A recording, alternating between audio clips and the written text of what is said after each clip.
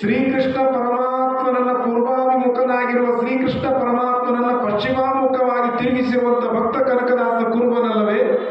ಮುಗುಳುಕೋಡದ ಸ್ಮಶಾನದಲ್ಲಿ ಹಲವಾರು ವರ್ಷಗಳವರೆಗೆ ಜಪವನ್ನು ಮಾಡಿ ಮುಗುಳುಕೋಡವನ್ನು ಭೂಕೈಲಾಸವನ್ನಾಗಿ ಮಾಡಿರುವ ಎಲ್ಲಾಲಿಂಗ ಪ್ರಭುಗಳು ಕುರುಬರಲ್ಲವೇ? ಮಹಾತಪಸ್ವಿಯಾಗಿರುವಂತಹ ಬಾಗಲಕೋಟದ ಲಡ್ಡು ಮುಖ್ಯ ಕುರುಬನಲ್ಲವೇ? ಹಾಲು ಮತದಲ್ಲಿಯೇ ಜನಿಸಿ ಇಟಗಿಯನ್ನ ಬಂಗಾರದ ಪೆಟ್ಟಗಿಯನ್ನಾಗಿ ಮಾಡಿರುವಂತಹ ಭೀಮಾಂಬಿಕ ತಾಯಿಯವರು ಕುರುಬರಲ್ಲವೇ? 202 ವರ್ಷಗಳ ಕಾಲ ಬದುಕಿರುವಂತಹ ಗುಳ್ಳೆಮ್ಮರ ಗಾದಿಲಿಂಗೇಶ್ವರರು ಕುರುಬರಲ್ಲವೇ? ಮನೆಯ ಅಂಗಡಿಗೆ ಬರ್ತಾರೆ ಭಿಕ್ಷಾ ಬಿಡಾಕ, ಯಪ್ಪ ಹೊಟ್ಟು ಊಟ ಮಾಡಿ ಕಳಿಸ್ತೀವಿ, ಏನು ಕೊಡೋವಾಗಿಲ್ಲ, ಮಗು ಕರ್ಕೊಂಡು ಕೊಡ್ರಿ ಆ ಕಡೆ, ಪ್ಲೀಸ್ ಇರಲಿ ಕರ್ಕೊಂಡು, ಸಣ್ಣ ಮಗು ಗೊತ್ತಾಗೋದಿಲ್ಲ, ಯಪ್ಪ ಕರ್ಕೊಂಡು ಕೊಡ, ಸ್ವಲ್ಪ ಸಮಾಧಾನ ಮಾಡಲ್ಲ, ನನಗೂ 8 ಜನ ಮಕ್ಕಳು ಇಲ್ಲ, ಇನ್ನೆರಡು ಮುಂದೆ ಬರ್ಬೋದು. ನೋಡ್ರಿ, ಭಿಕ್ಷೆಗೆ ಹೋದಾಗ ಭಕ್ತರಿಗೆ ಹೇಳ್ತಾರೆ ಒಂದು ತುತ್ತನ್ನು ಕೂಡ ನೀಡಬಾರದು. ಗುರುಗಳ ಮಾತು, ಗುರುಗಳ ಆದೇಶ, ವಾಕ್ಶಕ್ತಿ ಪುರುಷ ಗುರುಗಳು 2ನೇ ಮನೆಯಾಗ ಹೋದರು.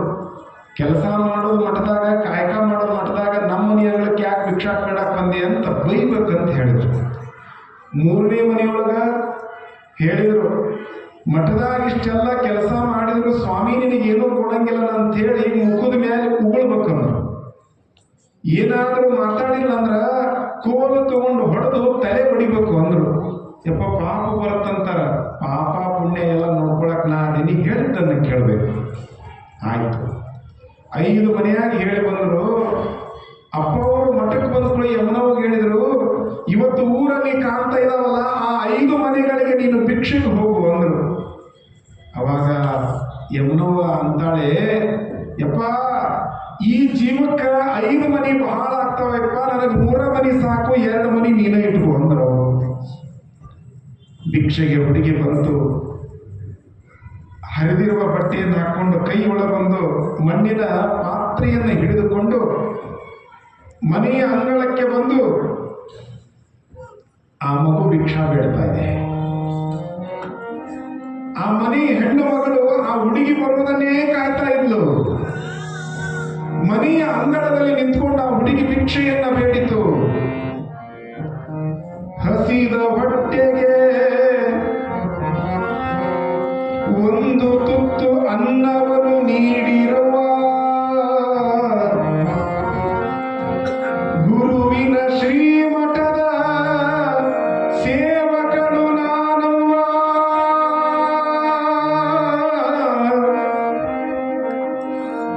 ಒಡಲ ಹಸಿವಿಗೆ ತುತ್ತು ಅನ್ನವನ್ನು ನೀಡಿರುವ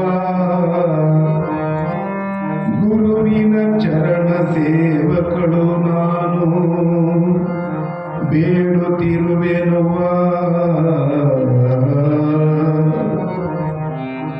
ಈ ಮಾತು ಕೇಳಿ ಆ ಮನೆ ಹೆಣ್ಮಗಳು ಗುರುಗಳ ಮಾತು ಮರೆತು ಬಿಟ್ರು. ತೆಗೆದುಕೊಂಡು ಬಂದು ಹಿಂಗ ನೀಡಬೇಕು ಅಂತಾಳೆ ಅನ್ನವನ್ನ.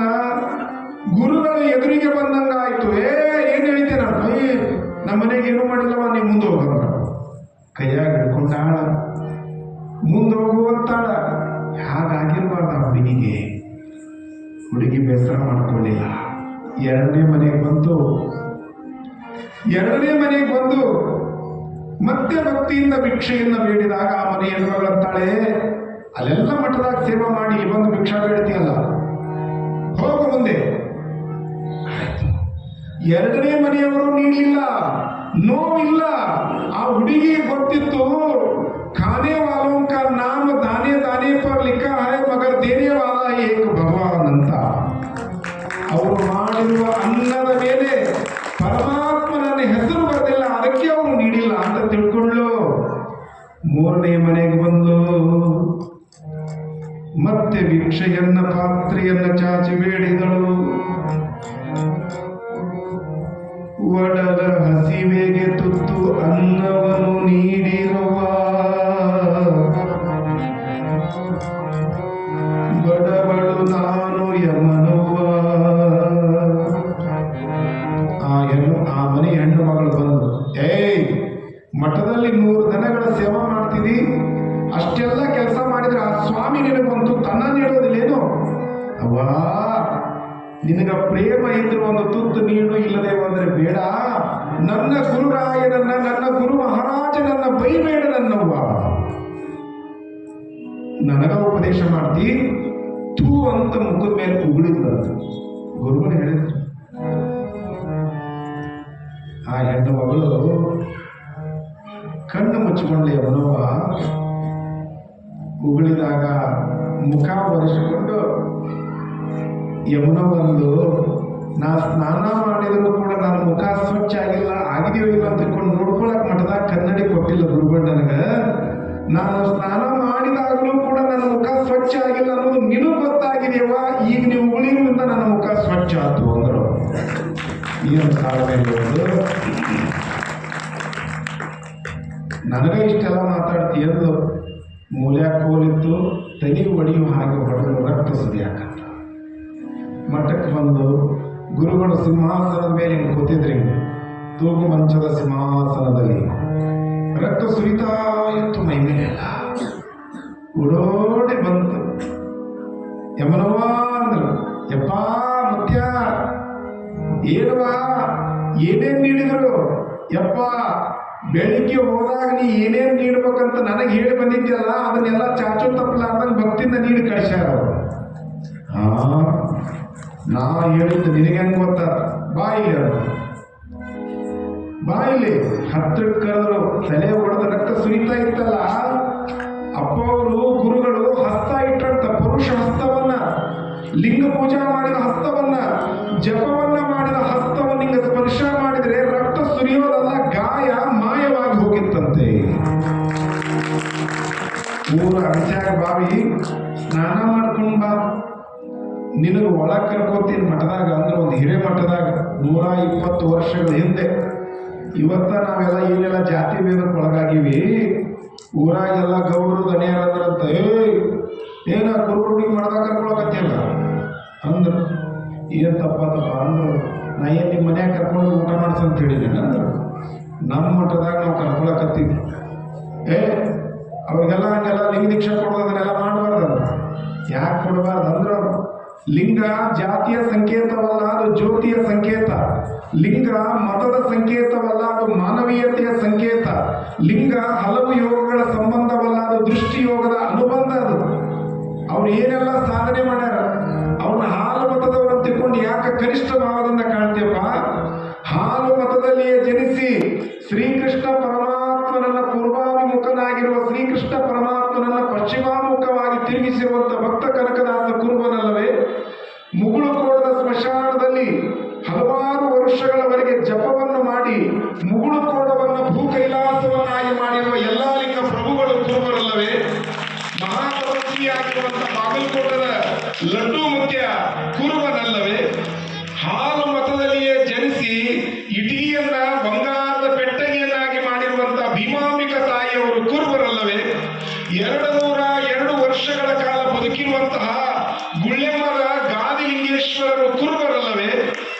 ಶ್ರೀಕೃಷ್ಣ ಪರಮಾತ್ಮನನ್ನ ಪೂರ್ವಾಭಿಮುಖನಾಗಿರುವ ಶ್ರೀಕೃಷ್ಣ ಪರಮಾತ್ಮನನ್ನ ಪಶ್ಚಿಮಾಮುಖವಾಗಿ ತಿರುಗಿಸಿರುವಂತ ಭಕ್ತ ಕನಕದಾಸ ಕುರುಬನಲ್ಲವೇ? ಮುಗುಳುಕೋಟದ ಸ್ಮಶಾನದಲ್ಲಿ ಹಲವಾರು ವರ್ಷಗಳವರೆಗೆ ಜಪವನ್ನು ಮಾಡಿ ಮುಗುಳುಕೋಟವನ್ನು ಭೂ ಕೈಲಾಸವನ್ನಾಗಿ ಮಾಡಿರುವ ಎಲ್ಲಾ ಲಿಂಗ ಪ್ರಭುಗಳು ಕುರುಬರಲ್ಲವೇ? ಮಹಾತಪಸ್ವಿಯಾಗಿರುವಂತಹ ಬಾಗಲಕೋಟದ ಲಡ್ಡು ಮುತ್ಯ ಕುರುಬನಲ್ಲವೇ? ಹಾಲು ಮತದಲ್ಲಿಯೇ ಜನಿಸಿ ಇಟಗಿಯನ್ನ ಬಂಗಾರದ ಪೆಟ್ಟಗಿಯನ್ನಾಗಿ ಮಾಡಿರುವಂತಹ ಭೀಮಾಂಬಿಕ ತಾಯಿಯವರು ಕುರುಬರಲ್ಲವೇ? 202 ವರ್ಷಗಳ ಕಾಲ ಬದುಕಿರುವಂತಹ ಗುಳ್ಳೆಮ್ಮರ ಗಾದಿಲಿಂಗೇಶ್ವರರು ಕುರುಬರಲ್ಲವೇ? ಹಾಲು ಮತದಲ್ಲಿ ಜನಿಸ್ಯಾರ. ಅವ್ರ ಮತ ಎಂತದ್ದು? ಹಾಲು ಮತ. ಹಾಲಂದ್ರೆ ಗೊತ್ತಾಗತ್ತೆ? ಹಾಲು ಯಾರಿಗೆ ಬೇಡ್ರಿ? ಹಾಲು ಯಾರಿಗೆ ಬೇಡ? ಮಗುವಿಗೆ ಬೇಕು ಹಾಲು, ಮುದುಕನಿಗೆ ಬೇಕು ಹಾಲು, ಯುವಕನಿಗೆ ಬೇಕು ಹಾಲು, ರೋಗಿಗೆ ಬೇಕು ಹಾಲು, ನಿರೋಗಿಗೆ ಬೇಕು ಹಾಲು. ಹಾಲು ವೀರಭದ್ರೇಶ್ವರನ ಅಭಿಷೇಕಕ್ಕೂ ಏನ್ ಬೇಕ್ರಿ? ಹಾಲು, ನಾಟ್ ಆಲ್ಕೋಹಾಲ್. ಹಾಲೆಲ್ಲರಿಗೂ ಬೇಕ. ಹಾಲಿಲ್ಲದೆ ಇಲ್ಲ ಈ ಜಗವೆಲ್ಲ ನಾನು ಆ ಮಗಳಿಗೆ ದೀಕ್ಷಾ ಕೊಡ್ತೀನಿ ಅಂತ ಒಳಗೆ ಕರ್ಕೊಂಡ್ರು. 120 ವರ್ಷಗಳಿಂದ ಒಬ್ಬ ಸ್ವಾಮಿಗಳು ಲಿಂಗ ದೀಕ್ಷಾ ಕೊಟ್ಟರು. ಲಿಂಗ ದೀಕ್ಷಾ ಕೊಟ್ಟು ತಮ್ಮದ ಶಾಖಾ ಮಠ ಕೊಟ್ಟರು. 12 ವರ್ಷ ತಪಸ್ ಮಾಡ್ಬೇಕಂದ್ರು. 1912ರಿಂದ ಹಿಡ್ಕೊಂಡು 24ರವರೆಗೆ 12 ವರ್ಷ ತಪಸ್ಸು. ಅರ್ಧ ಕಪ್ ಆಕಳದ ಹಾಲು, 1 ಉತ್ತತ್ತಿ, 1 ಲಿಂಬೆಹಣ್ಣು, 1 ಬಾಳೆಹಣ್ಣು, 12 ವರ್ಷ ಇಷ್ಟ ಸ್ವೀಕಾರ ಮಾಡಬೇಕು. ಈಗ ನಮ್ಮ ಅನುಷ್ಠಾನ ಅಂದ್ರೆ ಹೋಗೋ ಮುಂದೆ ಬೇರೆ ಇರ್ತವೆ, ಬರೋ ಮುಂದೆ ಡೋರ್ ಬೇರೆ ಹಾಕೋ, ದ್ರಾಕ್ಷಿ ಗೋಡಂಬಿ ಸಿಕ್ಕ ಹೊಡೆದು ಹಿಂಗೆ ಹಾಕೋ ನಾವೆಲ್ಲ ಅನುಷ್ಠಾನ. 12 ವರ್ಷಗಳವರೆಗೆ ತಪಸ್ಸನ್ನ ಮಾಡಿದ್ರು. ಕೆಲವರು ಬಂದು ಕಾಡಿದ್ರು, ಕುರುಬರಕ್ಕೆ ನೀಯಾ ಕಟ್ಕೊಂಡು ಲಿಂಗಾನ ಎದೆ ಮೇಲೆ ಕಟ್ಕೊಂಡು ಲಿಂಗಾನ ತೆಗೆದು ಮುಡಿಯಾಗಿ ಇಟ್ಕೊಂಡ್ಲಂತ. 12 ವರ್ಷ ತಪಸ್ಸು ಮಾಡಿದ ಹಾಲಕೆರೆ ಅನ್ನದಾನ ಸ್ವಾಮಿಗಳು ಬಂದರು. ಗುರುಗಳು ಲಿಂಗವನ್ನ ಕೊಟ್ಟಿದ್ದು ಮುಡಿಯೊಳಗೆ ಇಟ್ಕೊಳಕ್ಕಲ್ಲವ, ಎದೆ ಮೇಲೆ ಕಟ್ಕೋಬೇಕಂತ ತಿಳ್ಕೊಂಡು ಹೇಳಿ ಮತ್ತೆ ಎದೆ ಮೇಲೆ ಕಟ್ಟಿ ಅನುಗ್ರಹ ಮಾಡ್ತಾರೆ. ಅವರೇ ನಮ್ಮ ನಾಡಿನ ಮಹಾಮಾತಿಯಾಗಿರುವ ಸಜ್ಜಲ ಗುಡ್ಡದ ಶರಣಮ್ಮ ತಾಯಿಯವರು ಆಗ್ತಾರೆ. ಶರಣಮ್ಮ ತಾಯಿಯವರು ಎಂತ ಸಾಧನ ಮಾಡಿದ್ರು ಅವರು. ಇದು ನಿಮ್ಮೂರಿನ ಪಕ್ಕದಲ್ಲಿರೋರ ಕತೆ ನಾ ಹೇಳೋದು, ಎಲ್ಲೆಲ್ಲಿರೋದು ನಾವು ಕೇಳ್ತೀವಿ. ಅಕ್ಷರ ಬಾರದೇ ಇರುವಂತ ತಾಯಿ ಎಂತ ಸಾಧನೆ ಮಾಡಿದ್ರು. 102 ವರ್ಷ ಬದುಕಿದ್ರು ಅಮ್ಮವರು. ಯಾವ ಗುಡಿಗೆ ಹೋಗ್ಲಿಲ್ಲ, ಯಾವ ಗುಂಡಾರಕ್ಕೆ ಹೋಗ್ಲಿಲ್ಲ. ಹಂಪಿ ಕಳಿಸಿದ್ರಂತ ಅಜ್ಜವರು. ಗುರುದೂರಿನ ಗುರು ದೊಡ್ಡ ಬಸವಾರ್ಯರ ಗುರುಗಳು, ಇಲ್ಲೇ ಅವರು ಗುರುಗಳು. ಹಂಪಿಗೆ ಹೋಗಿ ನೋಡ್ಕೊಂಬ ವಿರೂಪಾಕ್ಷ ನಕ್ಷತ್ರ ಅಂದ್ರು. ಹೋಗಿ ಬಂದ ಕುಳಿನ ಕುರುಬರ ಸಗರಪ್ಪ, ಕುರುಬರ ಬಾಳಪ್ಪ ಎಲ್ಲರೂ ಸೇವಾದೊಳಗಿದ್ರು. ಏನೇನು ನೋಡಿದ್ರು? ನಾವು ವಿರೂಪಾಕ್ಷನ್ ನೋಡಿದ್ವಿ, ಗೋಪುರ ನೋಡಿದ್ವಿ, ಅದನ್ನಿದ ನೋಡಿದ್ವಿ ಅಂದ್ರು. ಶರಣಮ್ಮನವ್ರಿಗೆ ಕೇಳಿದ್ರೆ, ಗುರುಗಳಿಗೆ ಕೇಳಿದಾಗ ಏನ್ ನೋಡಿದೆ? ಅವಾಗ ಶರಣಮ್ಮ ತಾಯಿಯವರಂದ್ರು, ಅಲ್ಲಿ ಎಲ್ಲಿ ಹೋದ್ರು ಕೂಡ ನನಗೆ ನಿಮ್ಮ ಪಾದನೇ ಕಾಣ್ತು ಹೊರತು ನಿಮ್ಮ ಪಾದದ ಹೊರತು ನನಗೇನು ಕಾಣಲಿಲ್ಲ ಅಂದ್ರೆ ಶರಣಮ್ಮ. 102 ವರ್ಷ ಅಮ್ಮವರು ಕೈಯಾಗ ಲಿಂಗ ಹಿಡ್ಕೊಂಡು ಪೂಜೆ ಕೂತ್ಕೊಂಡ್ರೆ ಕೈ ನಡಕ್ತಾ ನಡಕ್ತಾ ನಡಕ್ತಾ ಕೆಳಗೆ ಬೀಳ್ತಿತ್ತಂತ ಲಿಂಗ ಅಂತಲೇ ನಿಂತಿತ್ತು. ಏನ್ ಪೂಜೆ ಇರೋದಿಲ್ಲ, ನಾವೆತ್ತ ಪೂಜೆ ಮಾಡ್ತೀವಿ.